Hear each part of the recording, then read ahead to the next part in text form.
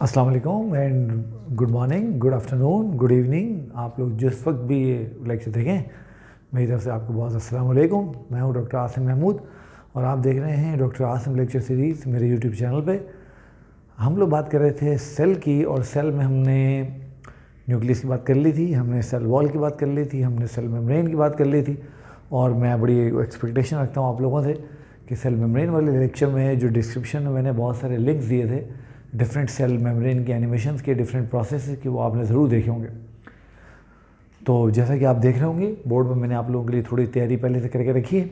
आज मैं आपसे जो बात करने जा रहा हूँ, आज मैं आपसे बात करूँगा जनाब अली साइटोप्लाज्म की, जो कि शायद न्यूक्लियस के बाद सेल में इससे ज़्यादा इंपॉर्टेंट चीज़ कोई भी नहीं है। और बहुत सारे काम ऐसे हैं जो न्यूक्लियस साइटोप्लाज्म की मदद के बगैर नहीं कर सकता।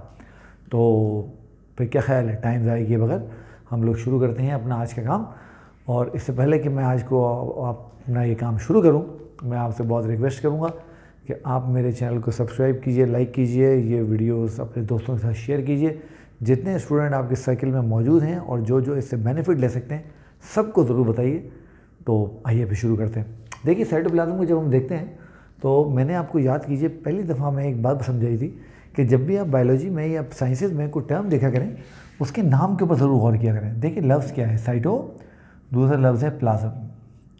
साइटो इज़ फॉर साइटोन, और साइटोन आपको पता है सेल को कहते हैं।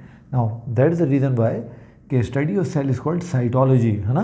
सेल की स्टडी को साइटोलॉजी कहते हैं। और प्लाज्म आपको पता है फ्लूइड को कहते हैं, लिक्विड को कहते हैं, यानी ऐसा फ्लूइड, ऐसा लिक्विड जो कि सेल के अंदर भरा हुआ हो, सेल के अंदर मौजूद हो। तो what is cytoplasm? Now cytoplasm is a part of protoplasm. अच्छा देखिए, ये बड़ी इंटरेस्टिंग बात है। हम कहते हैं कि cells are living because cells contain a living material, और उस लिविंग मटीरियल को आप और मैं हम नाम देते हैं प्रोटोप्लाज्म का। मगर जब हम सेल बनाते हैं, अगर मैं यहाँ पे एक सेल बना लूँ आप लोगों को समझाने के लिए, अगर मैं ये सेल मैंने बना लिया तो देखिए इस सेल में मुझे सेल मेम्ब्रेन नज़र आ रही है, न्यूक्लियस मुझे नज़र आ रहा है, साइटोप्लाज्म मुझे नज़र आ रहा है, मगर मुझे कहीं पर प्रोटोप्लाज्म नज़र नहीं आ रहा। तो मैं फिर ये कैसे कहता हूँ कि cell are living because of the protoplasm? उसकी रीज़न ये है कि साइटोप्लाज्म और न्यूक्लियोप्लाज्म को मिला के हम प्रोटोप्लाज्म का नाम देते हैं। इसका मतलब क्या हुआ? इसका मतलब ये हुआ कि जब हम सेल को देखते हैं तो सेल में हमें प्रोटोप्लाज्म दो पार्ट में डिवाइड नज़र आता है। एक वो जो न्यूक्लियस के अंदर है जिसको हम न्यूक्लियोप्लाज्म कहते हैं, और एक वो जो कि न्यूक्लियस के बाहर है जिसको हम साइटोप्लाज्म कहते हैं। तो it's a part of protoplasm. याद कर लीजिए, ये प्रोटोप्लाज्म का पार्ट है which is located between the cell membrane and the nuclear membrane. जैसे इस डायग्राम में आप देख रहे हैं कि ये बाहर वाली जो आपकी ये CM जो मैंने लिखा है, ये चीफ मिनिस्टर नहीं है, इट्स सेल मेम्ब्रेन। तो ये CM है, ये सेल मेम्ब्रेन। तो देखिए सेल मेम्ब्रेन और ये जो न्यूक्लियस की जो मेम्ब्रेन है which is the nuclear membrane, उसके दरमियान में जो एम्प्टी स्पेस आपको नज़र आ रहा है, जो बज़ाहिर एम्प्टी है मगर आपको पता है ये एम्प्टी नहीं है, इसके अंदर साइटोप्लाज्म मौजूद है। नाउ जब हम देखते हैं तो साइटोप्लाज्म को क्लासिकली हम दो पार्ट्स के अंदर डिवाइड कर लेते हैं। एक इसका पार्ट वो होता है जो बाहर की तरफ होता है और सेल मेम्ब्रेन के साथ होता है। ये थोड़ा सेमी सॉलिड सा पार्ट होता है, इसके अंदर बहुत सारे फाइबर्स होते हैं और ये सेल मेम्ब्रेन को पकड़ के रखता है, सेल मेम्ब्रेन के साथ अटैच रहता है, ठीक है। और ये वाला पार्ट जो होता है जिसके अंदर बहुत सारे फाइबर्स हैं और जो सेल मेम्ब्रेन के साथ अटैच है, ये वाला पार्ट, इसको हम साइटोजेल कहते हैं। अब आप समझ गए ना हम इसको जेल क्यों कह रहे हैं? क्योंकि ये सेमी सॉलिड है, लिक्विड नहीं है। इसके बरक्स जो दूसरा पार्ट है वो सेंटर वाला पार्ट है, बीच वाला पार्ट, और ये पार्ट कंटिन्यूसली जो है वो सर्कुलर मूवमेंट्स करता रहता है। और आपको पता है ये जो सर्कुलर मूवमेंट होती हैं, these movements are called cyclosis. और ये वाला जो पार्ट है, this part is called cytosol, इसको हम साइटोसोल कहते हैं। तो हम टेक्निकली साइटोप्लाज्म को दो पार्ट्स में डिवाइड कर लेते हैं। तो साइटोजोल जो कि आउटर पार्ट है और साइटोसोल जो कि इनर पार्ट है। तो cytogel, cytosol, cytogel outer, cytosol inner, ठीक है। अच्छा, कुछ प्रोटोजोन्स ऐसे होते हैं जैसे अमीबा है जिसके अंदर हम साइटोप्लाज्म की दो तरह से डिवीजन और करते हैं। एक जो उसका आउटर पार्ट होता है उसको हम एक्टोप्लाज्म कह देते हैं, वो ग्रेन्युलर होता है, और जो इसका इनर पार्ट होता है उसको हम एंडोप्लाज्म कह देते हैं, और ये क्लियर होता है, इसमें ग्रेन्यूल प्रेजेंट नहीं होते। अच्छा, जब हम साइटोप्लाज्म को देखते हैं तो हमें पता लगता है कि साइटोप्लाज्म कोई कॉम्प्लेक्स चीज़ नहीं है, इट्स ए मिक्सचर। और इसके अंदर आमतौर पे दो चीज़ें मौजूद होती हैं। एक तो लिक्विड है जिसको, जो कि साइटोप्लाज्म का लिक्विड है, और उसमें बहुत सारा पानी है, और उस पानी के अंदर बहुत सारी चीज़ें मिक्स हुई हुई हैं ना, उसमें मिनरल्स हैं, उसमें माइनो एसिड्स हैं, उसमें ग्लूकोज है, पता नहीं क्या क्या। और साथ ही साथ उसमें बहुत सारे छोटे छोटे यूनिट्स हैं जिनको हम कहते हैं सेल ऑर्गेनेल्स या साइटोप्लाज्मिक ऑर्गेनेल्स। अब याद है आपको, अगर आपको लिम्फेटिक सिस्टम वाला लेक्चर आपने मेरा देखा हो, जो यकीनन आपने देखा होगा, तो मैंने उसमें आपको समझाया था ना इस LE के पीछे क्या हिकमत है। तो जो लोग इसको समझना चाहें वो जाएँ मेरा लिम्फेटिक सिस्टम वाला लेक्चर देखें। उसमें मैंने बताया है कि जिस वर्ड के आखिर में LE लगा हुआ होता है, जैसे ये है ऑर्गेनेल, इसके आखिर में LE लगा हुआ है, S तो हमने प्लूरल के लिए लगाया, तो इस LE का मतलब क्या है। तो वो लिम्फेटिक सिस्टम वाला लेक्चर मेरा देखें तो उनको समझ आ जाएगी कि इसका मकसद क्या है, ठीक है। ऑलराइट, अब ये जो साइटोप्लाज्मिक ऑर्गेनेल्स होते हैं, ये बेसिकली बहुत सारे छोटे छोटे माइक्रोस्कोपिक यूनिट्स होते हैं जो कि डिफरेंट फंक्शन परफॉर्म कर रहे होते हैं कहाँ पर, सेल के अंदर, ठीक है। अब साइटोप्लाज्मिक ऑर्गेनेल्स बहुत सारे टाइप के होते हैं, उनमें से जो हमने पढ़ने हैं वो कौन कौन से हैं? राइबोसोम, एंडोप्लाज्मिक रेटिकुलम, जिसको सारी दुनिया में शॉर्ट फॉर्म के अंदर कैपिटल E कैपिटल R से रिप्रेजेंट किया जाता है, ER, mitochondria, then we have Golgi bodies, lysosomes, peroxisome, glyoxysome, plastid, centriole, cytoskeleton और वैक्यूल। तो ये वो प्रोमिनेंट सेल ऑर्गेनेल हैं जो हमें एनिमल सेल्स में और प्लांट सेल्स में नज़र आते हैं। आज जो मैं आपसे बात करूँगा, आज मेरा इरादा है आपसे बात करने का दो बड़ी इंपॉर्टेंट चीज़ों के बारे में।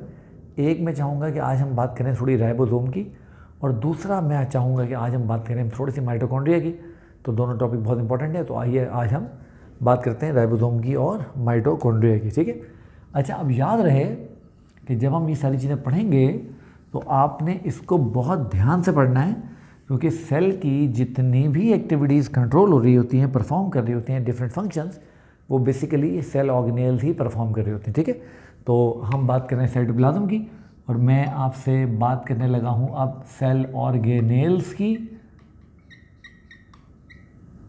और सेल ऑर्गेनेल में सबसे पहले मैं आपसे बात करूँगा आज राइबोसोम की, राइबोसोम, ठीक है। अच्छा, अब देखें अगेन वही बात जो मैंने आपसे थोड़ी पहले डिस्कस की, नाम पे गौर कीजिए। Now ribo is for ribo nucleic acid, यानी हम बात कर रहे हैं RNA की, and Soma is for body, यानी वो बॉडी जो कि RNA से बनी हुई है। तो क्या राइबोसोम सिर्फ RNA के बने हुए? नहीं, इनमें प्रोटीन भी हैं, बट ये बस एक नाम मशहूर हो गया। तो they are made up of, शाबाश, made up of what? They are made up of RNA। और याद कर लीजिए वो RNA जो राइबोसोम में होता है इज कॉल्ड राइबोसोमल RNA, ठीक है। और उसके साथ इट हैज़ प्रोटीन्स, और 50 से ज़्यादा डिफरेंट तरह के प्रोटीन जो हैं वो डिस्कवर हुई हैं किसके अंदर? राइबोसोम्स के अंदर। तो ये इन दो का कॉम्बिनेशन है। अच्छा, जब हम राइबोसोम को देखते हैं तो हमें पता लगता है कि जितने भी सेल ऑर्गेनेल हमारे पास हैं, ribosomes are smallest among them. तो they are the smallest and most abundant cell organelles. तो they are smallest and most abundant cell organelles, ये बात आपने याद रखनी है और बिल्कुल नहीं भूलनी। सबसे छोटे हैं, मगर इनके छोटे साइज़ को देख के इनको अंडर एस्टिमेट नहीं करना है। They are the most vital cell organelles, they are the most vital cell organelles. इनके बगैर सेल की सर्वाइवल मुमकिन ही नहीं है। इसलिए आपको पता है जो प्रोकैरियोटिक सेल्स होते हैं, और मैं ये बात बच्चों को समझाता हूँ ताकि वो राइबोसोम को अंडर एस्टिमेट कभी भी ना करें। जो प्रोकैरियोटिक सेल्स होते हैं उनमें न्यूक्लियस नहीं होता, बट राइबोसोम उनमें भी होते हैं। Now they are present in both prokaryotic and eukaryotic cells, और चूंकि ये दुनिया के हर तरह के सेल के अंदर पाए जाते हैं, that's why they are called universal cell organelles। तो हम इनको यूनिवर्सल सेल ऑर्गेनेल्स कहते हैं। तो दुनिया का कोई भी सेल आप सुना करें और कोई आपसे पूछे कि यार इसमें कौन सी ऑर्गेनेल होगी, तो राइबोसोम का नाम आंखें बंद करके ले लिया करें। ये सब में होती है, प्रोकैरियोट्स में भी होती है। थोड़ा सा स्ट्रक्चर का फ़र्क होता है यूकैरियोटिक राइबोसोम और प्रोकैरियोटिक राइबोसोम में, बट होता ज़रूर है, फंक्शन भी एक ही करता है। अच्छा, जब हम राइबोसोम को देखते हैं तो हमें पता लगता है कि जो सेल होता है, सेल में राइबोसोम खुद न्यूक्लियोलस के अंदर बनते हैं। कहाँ बनते हैं? न्यूक्लियोलस में, शाबाश। तो they are formed inside the nucleolus, तो they are formed inside the nucleolus. और आपको याद है मैंने आपको बताया था न्यूक्लियस के अंदर एक छोटी सी स्फेरिकल बॉडी होती है, वहाँ से फिर ये ट्रांसपोर्ट करके साइटोप्लाज्म में ही भेजे जाते हैं और ये न्यूक्लियस के अंदर भी होते हैं, ठीक है। अच्छा, अब जब हम इनको देखते हैं ना, तो बेसिकली जो राइबोसोम्स होते हैं they are solid cell organelles, they are solid cell organelles. और आप ये बात अच्छे तरीके से याद कर लीजिए कि जो सॉलिड सेल ऑर्गेनेल्स होती हैं उनको मेम्ब्रेन की ज़रूरत नहीं होती। ठीक है, सेल में जहाँ भी आप मेम्ब्रेन देखा करो, आप समझ जाया करो कि यहाँ पर कोई लिक्विड होगा जिसको बांधने के लिए मेम्ब्रेन इस्तेमाल की गई होगी। चूँकि ये सॉलिड सेल ऑर्गेनेल हैं, that's why there is no need of membrane, there is no need of membrane. तो ये बात आपने याद रखनी है कि राइबोसोम्स के साथ कोई मेम्ब्रेन नहीं होती। अच्छा, ठीक है, ऑलराइट। अच्छा, जब हम राइबोसोम को देखते हैं तो it is made up of 2 सब यूनिट्स, मेड अप ऑफ 2 सब यूनिट्स। और 2 सब यूनिट कौन से हैं, आइए देखते हैं एक एक करके। उनमें से एक जो सब यूनिट होता है उसको हम कहते हैं लार्जर सब यूनिट, वो इस तरह से होता है। ठीक है, और दूसरा जो होता है इट इज़ कॉल्ड स्मॉलर सब यूनिट, और वो इस तरह से होता है। और नॉर्मली ये जो लार्जर और जो स्मॉलर सब यूनिट होते हैं ये एक दूसरे से अलग अलग होते हैं। ठीक है, तो ये लार्जर सब यूनिट है, ये लार्ज सब यूनिट। और जब इसकी हम सेल फ्रैक्शनेशन करते हैं, उसको स्पिन करते हैं, सेंट्रीफ्यूज करते हैं, तो सेडिमेंटेशन में ये 60 सेडिमेंट पर सेकेंड की स्पीड पर सेपरेट होता है। तो 60s इसके लिए हम इस्तेमाल करते हैं टर्म। और दूसरा वाला ये जो छोटा वाला है स्मॉलर सब यूनिट, ये 40 की स्पीड पे होता है, तो हम इसके लिए 40 सेडिमेंटेशन यूनिट की जो टर्म है वो इस्तेमाल करते हैं। तो सेल में आमतौर पे हमें इसके लार्ज और स्मॉल सब यूनिट जो है वो अलग अलग पड़े हुए मिलते हैं। फिर होता क्या है, जब मैसेंजर आरएनए आता है, क्योंकि आपको पता है ribosomes are protein factories of cell, तो ये सेल की प्रोटीन फैक्ट्रीज हैं। तो they are protein factories of cell, क्योंकि उन्होंने प्रोटीन बनाने होते हैं। और प्रोटीन ये कैसे बनाते हैं ये आप पढ़ेंगे जब आप जीन एक्सप्रेशन पढ़ेंगे, कि इसमें मैसेंजर आरएनए आके अटैच होता है और फिर वो ट्रांसफ़र आरएनए आता है, उसको डिकोड करता है, प्रोटीन बनाता है, ब्ला ब्ला ब्ला, वो सारी बातें आप वहाँ पढ़ेंगे जब हम जीन एक्सप्रेशन की बात करेंगे। अच्छा, याद रहे इसमें जो 3 आर्चिज मैंने बनाई है लार्ज सब यूनिट में, ये कोई आर्चिज नहीं है, ये बेसिकली 3 साइड हैं। अभी मैं आपको सिर्फ इनके नाम बता देता हूँ, और जब आप जीन एक्सप्रेशन पढ़ेंगे तो आपको समझ आएगा कि इन तीनों का काम क्या है। इनमें से एक को बोलते हैं ए साइड, एक को बोलते हैं पी साइड, और एक को बोलते हैं ई साइड। यानी हुआ क्या, वहाँ एप के फॉर्मूले से आप बंदर इसके नाम से इसको याद कर सकते हैं। तो इसमें होता क्या है कि जो ये वाली साइड होती है, यहाँ से ट्रांसफ़र आरएनए आके अटैच होते हैं, A is for attachment. P, जहाँ वो कोड पढ़ के अमाइनो एसिड का पेप्टाइड बॉन्ड बनाते हैं एग्जिस्टिंग चेन के साथ। एंड ई, जहाँ वो बॉन्ड बना के अमाइनो एसिड दे के एग्जिट कर जाते हैं, बाहर निकल जाते हैं। वो जब आप डिटेल वहाँ पढ़ेंगे तब आप वहाँ पे पढ़ेंगे, अभी पढ़ने की ज़रूरत नहीं। अच्छा, जब हम देखते हैं राइबोसोम को, तो सेल में राइबोसोम हमें 2-3 कंडीशंस के अंदर जो है वो नज़र आ सकते हैं। ठीक है, और वो 2-3 कंडीशन कौन कौन सी हैं ज़रा देख लेते हैं एक एक करके। वो 2-3 कंडीशन जनाब अली हमारे पास हैं कि ये सेल में हमें फ्रीली फ्लोट करते हुए मिल सकते हैं। तो free floating in cytoplasm, free floating in cytoplasm, या कभी कभी ये हमें एंडोप्लाज्मिक रेटिकुलम के साथ अटैच मिल सकते हैं। तो फाउंड अटैच्ड विद ER यानी एंडोप्लाज्मिक रेटिकुलम। अब दोनों में देखिए फ़र्क क्या होगा, जब दोनों अलग अलग हैं तो उनका काम भी फ़र्क होना चाहिए ना।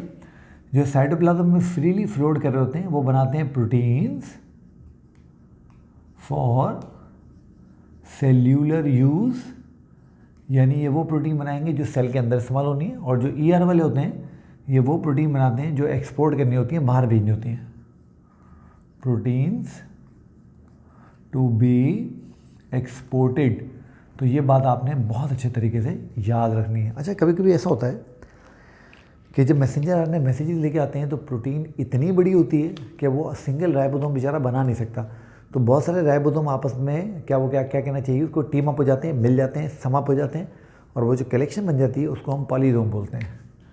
तो collection of ribosome is called collection of ribosome is called polysome. और याद कर लीजिए कि पॉलीसोम हमेशा तब बनता है जब कोई बड़ा मैसेंजर आरएनए आ जाए और सेल उसको बनाने के लिए एक राइबोसोम को ना काफ़ी समझता हो, तो बहुत सारे जो राइबोसोम है वो टीम अप हो जाते हैं।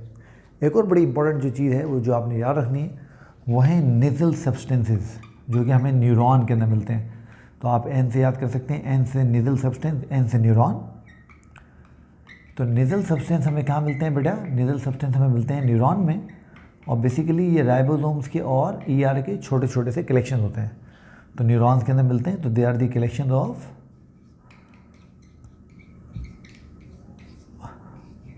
Ribosome and ER। ठीक है, काम ये वही करेंगे, यानी बनानी इन्हें प्रोटीन ही है, बट ये चूँकि एक स्पेशल चीज़ है तो मैंने बता दी। तो बेटा ये जो एक बोर्ड पे सारी चीज़ें लिखी हुई हैं, इनको अगर आपने याद कर लिया तो इंशाअल्लाह ताला मैं आपको इस बात की गारंटी देता हूँ कि ज़िंदगी में राइबोसोम में आपको कभी कोई परेशानी, कोई प्रॉब्लम नहीं होगी। तो बहुत अच्छे से इसको देखिए, इसको समझ लीजिए। तो it is all about ribosome. अब हम चलते हैं और थोड़ा बात करते हैं थोड़ी सी माइटोकॉन्ड्रिया की, फिर हम आज के लेक्चर को हम वाइंड अप करते हैं, रैप अप करते हैं। ठीक है, तो इसके बाद थोड़ी सी मैं आपसे बात करूँगा माइटोकॉन्ड्रिया की।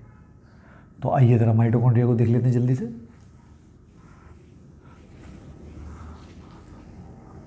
चल इसको अभी नहीं मिटाते। Mitochondria, okay. अब दूसरी सेल ऑर्गेनेल जिसकी आज मैं आपसे बात करने जा रहा हूँ उसका नाम है माइटोकॉन्ड्रिया।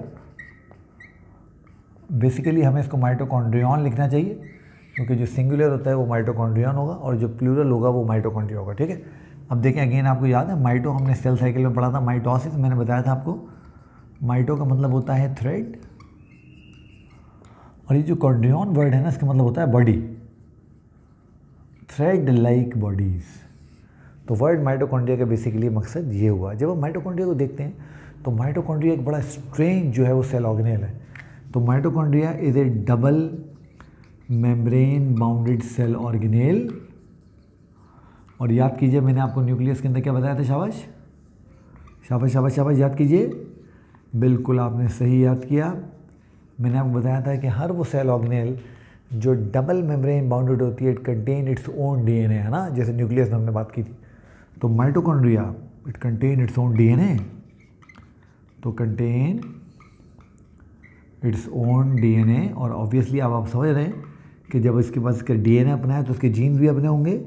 और माइटोकॉन्ड्रिया के जीन्स को याद कर लीजिए, माइटोजीन्स कहते हैं, या माइटोजीनोम, आपको पता है जीनोम कलेक्शन ऑफ जीन्स को बोलते हैं, तो इट्स कॉल्ड माइटोजीनोम। ठीक है, अच्छा अब इसके बाद इसके अपने RNA हैं, contain its own RNA, it contain its own ribosomes, contain its own proteins. तो और ये जो माइटोजीन है ये बहुत सारी कॉमन चीज़ें शेयर करते हैं बैक्टीरियल जीनोम के साथ। तो इसलिए जो साइंटिस्ट हैं वो इस बात में बिलीव करते हैं कि माइटोकॉन्ड्रिया किसी ज़माने में कोई बैक्टीरिया होगा जो सिम्बायोटिक एसोसिएशन में सेल के अंदर आके रहने लगा होगा, and the concept is called endosymbiosis. मैं यहाँ लिख देता हूँ ताकि अगर आप में से कोई सर्च करना चाहे तो उसको सर्च करने में परेशानी ना हो। एंडोसिम्बायोसिस बोलते हैं इस कॉन्सेप्ट को। ठीक है, तो जो माइटोकॉन्ड्रिया है it considered a bacteria which start living in cell। ठीक है, तो ये एक बड़ी यूनिक बात थी जो मैंने आपको उसके बारे में बताई। और मैंने कहा ना, जब आप इसके स्ट्रक्चर को देखेंगे, इसकी जीनोम को देखेंगे, तो साइज़ को देखेंगे, तो ये बहुत सारे कैरेक्टरिस्टिक शेयर करते हैं। किसके साथ? ये बहुत सारे कैरेक्टरिस्टिक शेयर करते हैं बैक्टीरिया के साथ। अच्छा, पहले मैं आपके साथ इसका स्ट्रक्चर डिस्कस कर लूँ, तो फिर मैं कुछ चीज़ें और डिस्कस कर लेता हूँ आप लोगों से। जब हम एक टिपिकल माइटोकॉन्ड्रिया का स्ट्रक्चर देखते हैं, वैसे याद कर लीजिए माइटोकॉन्ड्रिया बहुत सारी शेप के होते हैं। रॉड शेप होते हैं, स्फेरिकल होते हैं, ओवल होते हैं, सिगार शेप होते हैं, कैप्सूल शेप होते हैं, बहुत सारी शेप होती हैं। मगर जब एक टिपिकल माइटोकॉन्ड्रिया को बनाते हैं समवॉट कैप्सूल लाइक इस तरह से, तो इसमें एक तो इसकी एक आउटर मेम्ब्रेन होती है, इसको इसकी आउटर मेम्ब्रेन कहेंगे, आउटर मेम्ब्रेन। ठीक है, उसके बाद इसकी एक इनर मेम्ब्रेन होगी, और याद कर लीजिए इसकी इनर मेम्ब्रेन फोल्डेड होती है, बिल्कुल वैसे ही याद करें जैसे बैक्टीरियल सेल में मीजोसोम होते हैं ना, बिल्कुल वैसे। तो बहुत क्लोज रिजेम्बलेंस है इसकी बैक्टीरियल सेल के साथ। इस तरह से ये फोल्डेड होती है। और ये जो इनर फोल्डेड मेम्ब्रेन होती है इसको बोलते हैं जनाब अली क्रिस्टी। अब आप ये नोट कीजिए कि आउटर मेम्ब्रेन और क्रिस्टी के बीच में गैप बन गया है, तो इसको, इस गैप को is called inter membranes space, inter membranes space, क्योंकि ये दो मेम्ब्रेन्स के दरमियान में है। और ये जो फोल्ड आपको अंदर नज़र आ रहे हैं बने हुए, इन फोल्ड्स के अंदर भरा हुआ होता है एक लिक्विड जिसको हम कहते हैं मैट्रिक्स। तो इसके अंदर जो है वो मैट्रिक्स जो है वो भरी हुई है, ये इसके अंदर जो है वो सारी मैट्रिक्स जो है वो भरी हुई है, ठीक है। अच्छा, अब हमने ये बात याद करनी है कि जो क्रिस्टी है, जो इसकी इनर फोल्डेड मेम्ब्रेन है, it's a site of electron transport chain for cellular respiration. तो cristae is site for electron transport chain of photosynthesis, और सॉरी फोटोसिंथेसिस क्या हूँ मैं, रेस्पिरेशन। और ये जो इसका मैट्रिक्स है is a site for the Krebs cycle. तो matrix is site for Krebs cycle. और क्रेब्स साइकिल हम जब बायोएनर्जेटिक को डिस्कस करेंगे तो हम इसकी डिटेल में बात करेंगे इंशाल्लाह। बड़ा मज़ा आएगा आप लोगों को, बहुत आसान लगेगी। अच्छा, अब ये सारा आपको समझ में आ रहा है कि रेस्पिरेशन हो रही है, क्रेब्स साइकिल हो रही है, इलेक्ट्रॉन ट्रांसपोर्ट चेन हो रही है ना, आइडिया हो रहा होगा आपको। ये सेल में एनर्जी जनरेट करते हैं। तो generate majority ATP in cell, इसीलिए आपको पता है ना, इनको पावर हाउस ऑफ सेल भी बोलते हैं, पावर हाउस ऑफ सेल, ठीक है बच्चों। अच्छा, याद रहे ये माइटोकॉन्ड्रिया का मेन काम है जो परफॉर्म करते हैं। इसके अलावा इनके और भी बहुत सारे काम हैं। सेल डेथ में माइटोकॉन्ड्रिया का बहुत ज़बरदस्त रोल है, वो आप कभी डिटेल पढ़ेंगे आपको समझ आएगा कैसे। इसके साथ साथ जब आप सेल साइकिल पढ़ेंगे तो सेल साइकिल की रेगुलेशन में माइटोकॉन्ड्रिया बड़ा रोल प्ले करते हैं। इसके अलावा कुछ और केमिकल प्रोसेसेस हैं जिनमें माइटोकॉन्ड्रिया बहुत ज़बरदस्त जो है वो पार्ट प्ले करते हैं।